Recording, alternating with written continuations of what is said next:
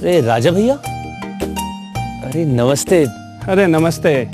नमस्ते। आइए राजा भैया।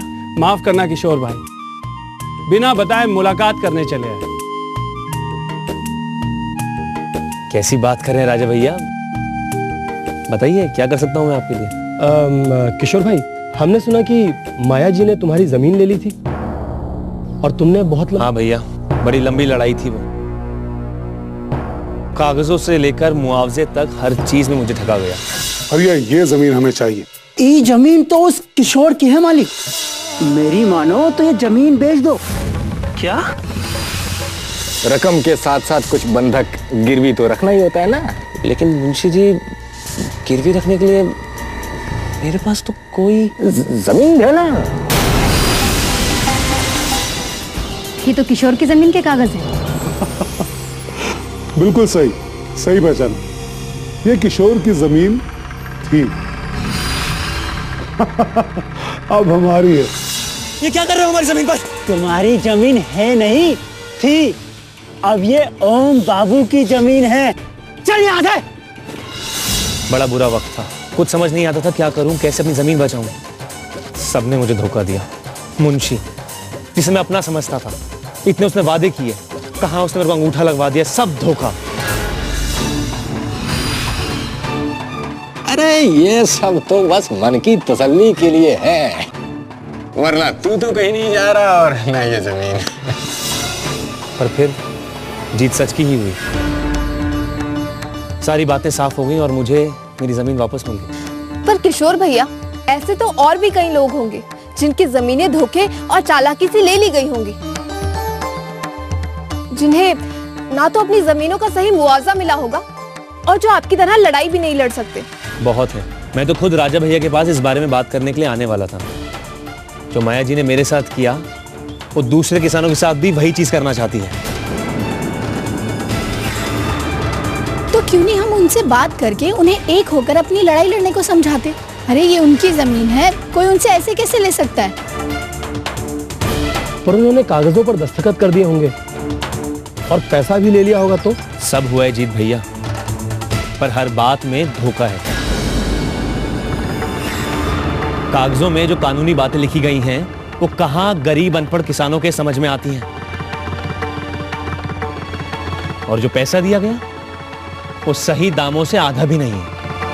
इन बड़े लोगों की चालों के सामने हमेशा हम जैसे सीधे साधे लोग ही ठगे जाते हैं। अब ऐसा नहीं होगा किशोर भाई, हमें सच्चाई सबके सामने लानी होगी। माया जी को भी मालूम होना चाहिए कि कौन विकास के पक्ष में है और कौन विनाश के।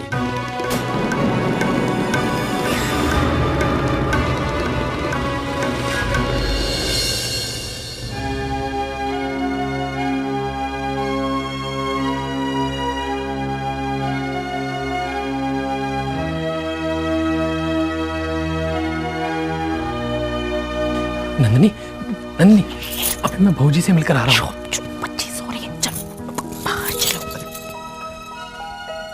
अरे तुम भी चलो।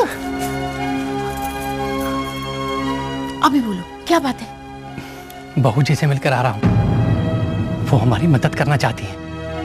कैसी मदद? मुझे नौकरी देना चाहती है वो। अब सब कुछ ठीक हो जाएगा। ठीक हो जाएगा? तो अभी क्या बुरा है? तुम क्या कह रहे हो ना, मेरी तो कुछ समझ में नहीं आ रहा। देख, बहू जी ने कहा है फैक्ट्री लगते ही वो उसमें मुझे नौकरी दे देंगी। अच्छा, अचानक से इतनी मेहरबानी क्यों? आज से पहले तो उन्हें यह भी नहीं पता था कि हम हैं कौन।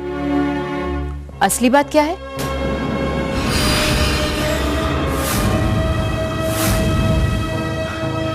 तू भी ना बाल की खाल निकालने लग जाती है। बात भला क्या होती? तारा के लिए बुरा लगाया उन्हें और वो चाहती है कि हम अपनी जिंदगी अच्छे तरीके से जिए। मैं भी यही कह रही हूं कि हम अपनी जिंदगी अच्छी तरह से जी ही रहे हैं। 2 वक्त का खाना इज्जत से मिलता है, बच्ची स्कूल जाती है और सर छुपाने को छत भी है। पर अगर 4 पैसे और आ जाएं तो क्या बुराई है? हम तारा के भविष्य के लिए कुछ जमा भी कर पाएंगे। और वैसे भी बहू जी बहुत बड़े दिल वाली हैं। उन्होंने कहा है कि तू और मैं उनके साथ उनकी चुनावी सभाओं में मंच पर बैठेंगे। क्यों? देखो, मुझे नहीं जाना इन सभाओं में। देख, बहू जी ने कहा है, अब बड़े लोगों की बात है, टालना भी ठीक नहीं है ना। और वो भी तब जब वो हमारे लिए कुछ करना चाहती हैं। हमें जाना चाहिए नंदिनी। और तू वैसे भी सरपंच जी की सभाओं में भी तो जाती है ना, तो बहू जी की सभाओं में क्यों नहीं? देख, हमारी बच्ची के भविष्य की बात भी है।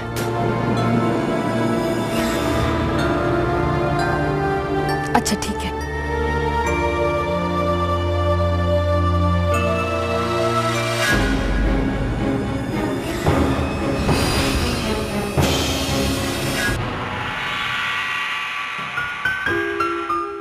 अब बता, क्या कह रही थी तू?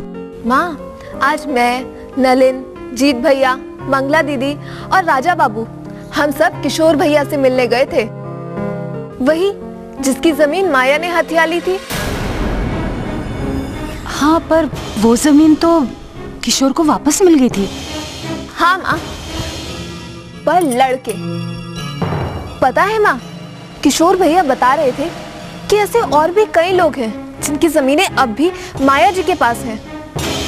और वो जो फैक्ट्री वाली जमीन है, वो जमीन भी धोखे से हथियाई गई है।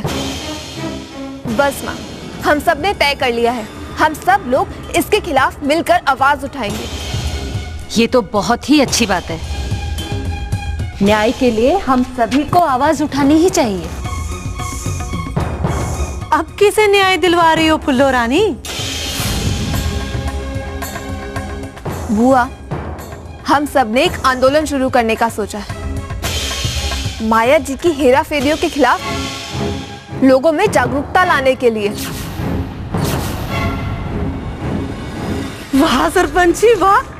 अरे आवाज उठाओ, झंडा उठाओ। जो कुछ तुमने किया वही सब इसे सिखा रही हो।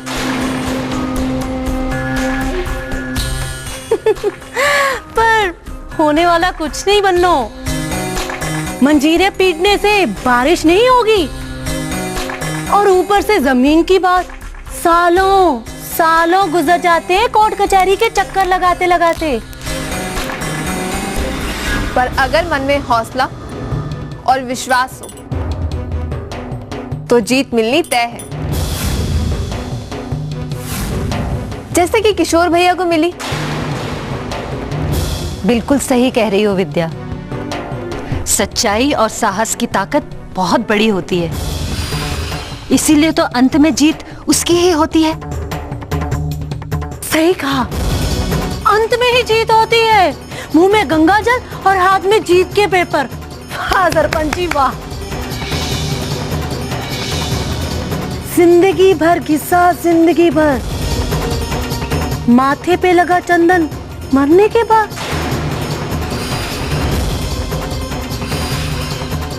खैर, अभी मैं चलती हूँ फुल्लो रानी।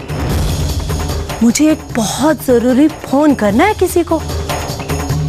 अब बाद में सुनती हूँ तुम्हारी ये आंदोलन की कथा, ठीक है? हाँ?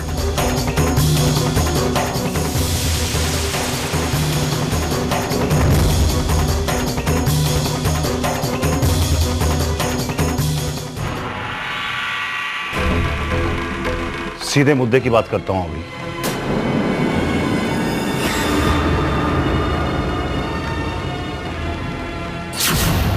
मुझे भी सीधे मुद्दे की बात करने की आदत है दवेजा साहब।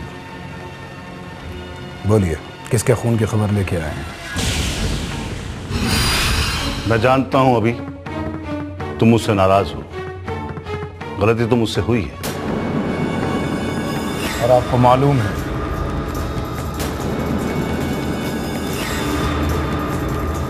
हमारे धंधे में गलती की सजा भी होती है।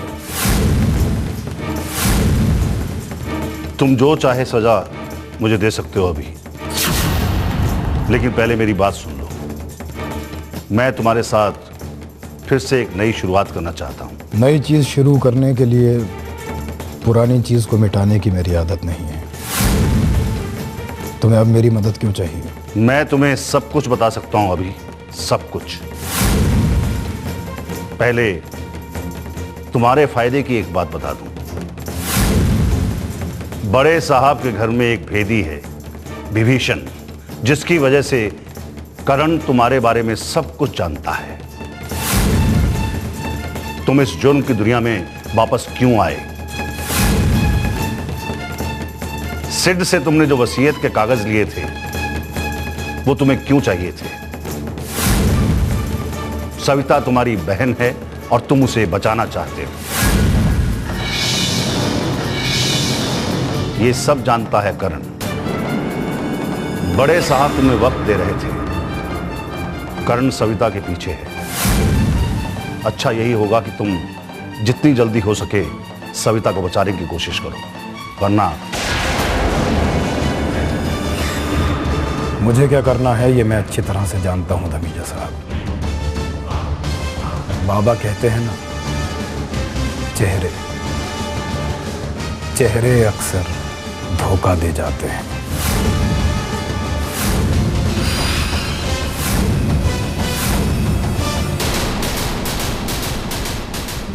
मंगला को हमारे जमीन के घोटाले के बारे में पता लग चुका है और वो अब फूलवती के साथ मिलकर उस घोटाले वाली बात को पूरे गांव के सामने लाना चाहती है। उसका भी हल है माया।